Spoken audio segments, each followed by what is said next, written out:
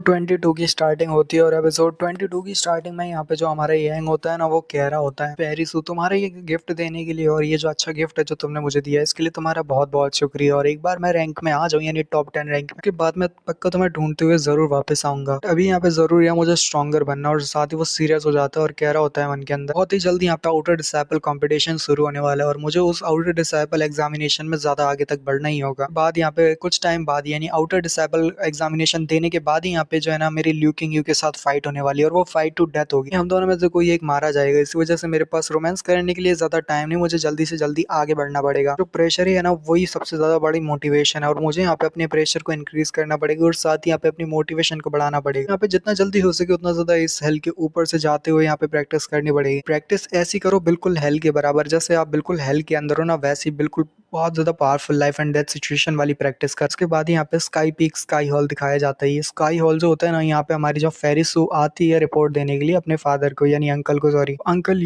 मतलब uncle you लिन के सामने आती है और कहती है अंकल यू लिन ये भी मेरे को नोटिस और खबर पता चली है कि यहाँ पे जो घोस्ट सेक्टर है वो इस सब में अपना टांग को बीच में अड़ा रहा है और यहाँ पे एंट्री करने की कोशिश कर रहा है। घोस्ट सेक्टर वाले लोगों को 100,000 माउंटेन रेंज के अंदर देखा गया है और मैंने भी यहाँ पे नोटिस किया है। मैं भी यहाँ पे एक से मेरा वो हुआ है यानी कि सामना का यहाँ पे कुछ ना कुछ हमारे पैरों के नीचे चल रहा है। वो यहाँ पे पता तो नहीं बट घोस्ट सेक्टर वाले हो सकता है किसी चीज की तलाश में हो, तो यहाँ पे कुछ ऐसे पावरफुल स्पिरिट रिले मास्टर और एक्सपर्ट्स को भेज रहे हैं जिससे वो अपने काम को पूरा कर सके। बट ये नहीं पता कि आखिर वो किस तलाश में यानी किस के लिए है, वो क्या आखिर ढूंढने की कोशिश कर रहे हैं। तो जो सेक्टर होते हैं ना सेक्टर के वो जो होते हैं ना हमारी फेरिसू के अंकल वो कह रहे होते हैं यूलिन की अच्छा ठीक है तुमने बताया और इन्फॉर्मेशन दी तुम्हारा शुक्रिया। कह रहे होते हैं कि जल्दी से हमें यहाँ पे सारी चीजों का पता करना होगा कि आखिर यहाँ पे क्या गड़बड़ है। और वो कहते हैं कि आखिर यू हैंग और यू शाह कहाँ है। टोनी मास्टर बाहर निकलते हैं और कहते हैं कि हाँ एल्डर हम यहाँ पे ही हैं। तो साथ ही यहाँ पे दिखाते अंकल होते हैं ना हमारे फेरिसू के, वो कह रहे होते हैं तो मैं चाहता हूँ कि तुम आगे बढ़ो अपने साथ जो 10 स्वॉर्ड गार्ड है ना उन स्वॉर्ड गार्ड्स को लेके आगे बढ़ो और साथ ही जो वैली है उसको ढूंढो। ठीक है, एक तरह से पूरी तरह से तलाश करो उस फॉरेस्ट के अंदर जितना भी हो सके उतना ज्यादा अंदर तक जाओ। चाहता हूँ कि तुम दोनों आगे बढ़ो और फॉरेस्ट 10,000 स्नेक जो है ना फॉरेस्ट ऑफ 10,000 स्नेक वहाँ पे जो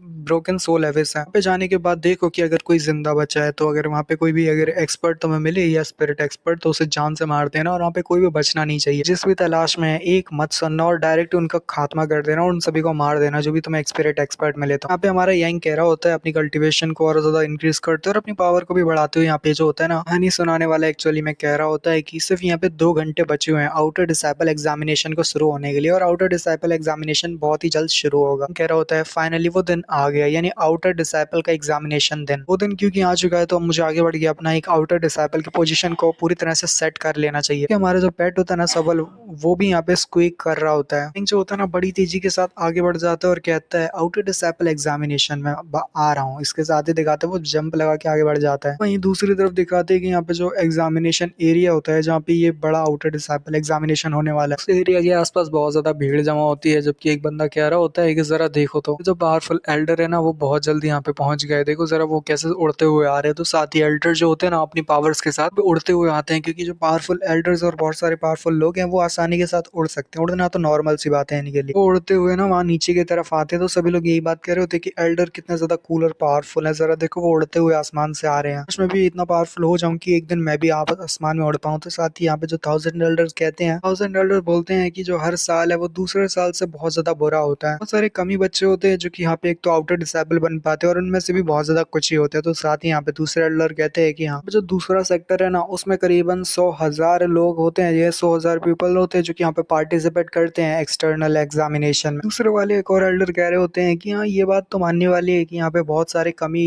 बच्चे होते हैं जो कि यहाँ पे इस आउटर डिसेबल एग्जामिनेशन को देते हैं। फिर भी यहाँ पे हो सकता है कि इनमें से कुछ ऐसे बच्चे भी मिल जाएं जो कि आगे चल के यहाँ पे हमारे अजूरे क्लाउड लिस्ट के अंदर एंट्री ले पाए। कि वो जो अजूरे क्लाउड लिस्ट है वो बहुत ज्यादा बड़ी क्लाउड लिस्ट है यहाँ पे जो आपकी रैंकिंग देखते हैं। फिर भी हो सकता है यहाँ पे हमें कोई यहाँ पे जैसे आउटर डिसाइपल के अंदर क्या पता कोई हमें हीरा मिल जाए जो आगे चल के यहाँ पे अजूरे क्लाउड लिस्ट के अंदर अपनी जगह बना ले, तो हमारा काम बहुत ज्यादा आसान हो जाएगा, हमारा सेक्टर बहुत ज्यादा तरक्की भी कर सकता है। तो यहाँ पे दूसरे एल्डर कहते हैं हाँ ये बात तो अच्छी है। साथ ही वो लोग जो होते हैं ना अपने बच्चों के बारे में बात करने लगते हैं, मतलब अपने नहीं मतलब जो होते हैं ना उनके लिए जैसे बच्चे टाइप के होते हैं लोगों के ऊपर उन्होंने नजर बना के रखी होती है जो बच्चे फ्यूचर में अच्छा करेंगे और अजूरे क्लाउड लिस्ट में भी जगह बना ले। फिर वो करके ऐसी बातें करने लगते हैं कि शायद ये बच्चा हो सकता है जो आगे चल के यहाँ पे अजूरे क्लाउड लिस्ट में जगह बना ले, या फिर वो कहता है दूसरे एल्डर की नहीं ये हो सकता है ये हो सकता है। आते यहाँ पे थाउजेंड एल्डर कह रहे होते हैं कि मैंने यहाँ पे जीनियस के बारे में सुना है, वो जीनियस जिसका नेम यहाँ पे जियांग युआन है। स्नो रिवर सिटी से, बट मैंने सुना है कि वो काफी ज्यादा टैलेंटेड और एक जीनियस लड़का है। बात तो मानने वाली है कि वो अपने अभी मॉर्टर रिलेम के अंदर है, बट फिर भी अभी भी उसने यहाँ पे ज्यादा तेजी के साथ अपनी कल्टिवेशन को बढ़ाया है। यानी कि वो अभी 16 साल का है, यानी 16 उम्र का है, फिर भी वो अभी अपने पूरी तरह से पीक पे पहुंच चुका है। यानी वो अपने मॉर्टर रिलेम के पीक तक पहुंच चुका है और बहुत जल्दी वो दूसरे रिलेम में एंट्री ले लेगा। ये हमारे जो 1000 एल्डर्स होते हैं ना, वो मन में कह रहे होते हैं ओ अच्छा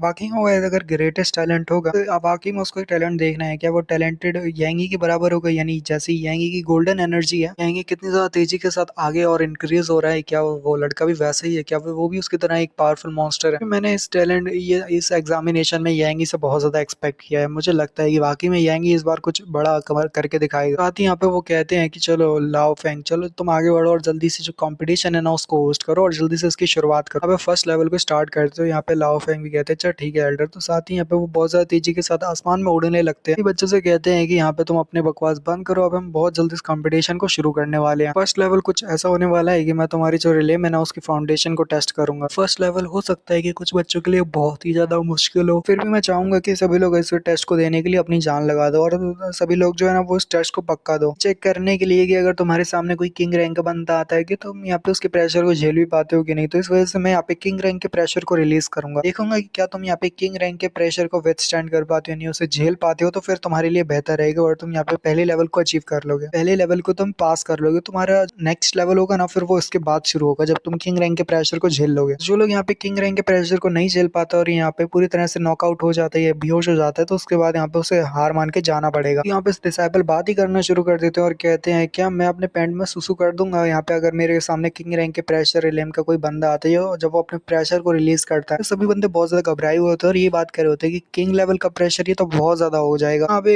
एक और कैरेक्टर को दिखाया जाता है जो कि काफी ज्यादा मस्त है भाई, एकदम कह रहा होता है एकदम जोश से कि प्रेशर क्या किंग लेवल रैंक का प्रेशर ये तो मेरे लिए चुटकी बराबर है। क्योंकि ऐसे 100 सालों में एक बार जियांगसू सिटी से ना मेरे जैसा एक जीनियस बाहर निकल के आता है, तो अब मेरे जैसा जीनियस जो कि जियांगसू सिटी से है कि वो इस जैसे कंपटीशन में यानी आउटर सेक्टर एग्जामिनेशन में आया, तो इसका मतलब है कि मैं आसानी के साथ इस लिटिल प्रेशर को भी झेल लूंगा। यानी मेरे लिए तो ये प्रेशर चुटकी बराबर है। बंदा बात ही नहीं कर रहा था भाई, लिटरली में बहुत ज्यादा स्ट्रांग है ये बंदा। एल्डर कहने लगते हैं चलो अब तुम्हारे एग्जाम को बहुत जल्दी के साथ शुरू कर दिया जाए और मैं तुम्हारी जो एग्जामिनेशन है उसके पहले लेवल की शुरुआत करता हूँ। चलो देखते हैं कि यहाँ पे क्या तुम वाकई में ये किंग प्रेशर को झेल भी सकते हो या नहीं। तुम सब किंग रिलेम का जो प्रेशर होता है ना, टेरिफाइंग प्रेशर, उसको रिलीज करते हैं। तो साथ ही यहाँ पे वो कहता है बंदा जो कि होता है पहले अपना टेस्ट देता है तो वो कहता है ओ शिट ये तो बहुत ज्यादा पावरफुल है यार। अभी बस 3 सांस होती है ना, यानी कि अपना ये तीसरी ब्रेथ है और तीसरी ब्रेथ के साथ ही मुझे ऐसा लग रहा है जैसे मेरे पैर जो है ना वो काफी ज्यादा कमजोर हो चुके हैं और मैं खड़े होने के लायक नहीं बच रहा हूँ। काफी ज्यादा यहाँ पे कमजोरी महसूस हो रही है और साथ ही दिखाती है जो बंदे होते हैं वो बहुत ज्यादा घबराए हुए होते हैं और साथ ही यहाँ पे वो किंग रेलम के प्रेशर को झेल नहीं पा रहे होते हैं। वो बंदा जो कि होता है ना जब वो यहाँ पे अपने पूरी जान लगा देते हैं खड़े होने के लिए तो वो नीचे की तरफ नॉकआउट होने लगते हैं, नीचे गिरने लगते हैं। लोग पूरी कोशिश करते हैं बट नहीं कर पाते और यहाँ पे किंग रेलम के प्रेशर को भी यहाँ पे झेल नहीं पाते और थोड़े टाइम बाद दिखाते हैं कि कुछ मिनट्स बाद सारे लोग जो होते हैं ना वो गिव अप कर देते हैं, कुछ लोग हार मान लेते हैं, कुछ लोग अपने पेट में सुसु कर देते हैं। वहीं दूर से इस पूरे एग्जामिनेशन को दिखाते हैं कि दो लोग देख रहे होते हैं, एक चश्मे वाला इंसान होता है जो कि कह रहा होता है मतलब ये लोग जो होता है ना वो छोड़ो यार, वो हम नेक्स्ट एपिसोड में बातें करेंगे कि आखिर ये क्या बातें करे। बट अभी की इनकी ये बातों को खत्म कर दो और यहाँ पे एपिसोड खत्म करते हैं। एपिसोड में देखेंगे कि आखिर ये लोग इनके